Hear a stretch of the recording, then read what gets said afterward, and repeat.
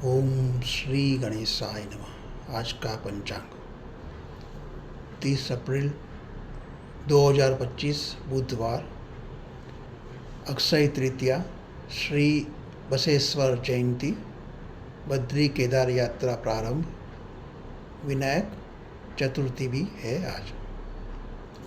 वैशाख सुदी तृतीया तिथि दोपहर 2:15 तक है, फिर आगे चतुर्थी तिथि है।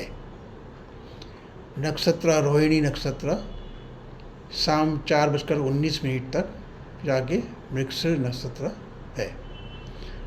चंद्र राशि वृषभ राशि है, रात को 3:16 तक, फिर आगे मिथुन राशि है।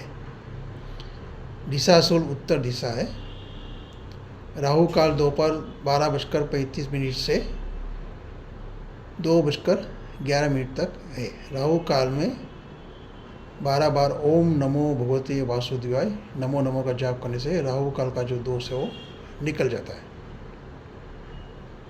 आज के जो गोचर ग्रह है, मेष राशि में सूर्य है, वृषभ राशि में चंद्र रात को 3:16 तक, फिर आगे मिथुन राशि में है।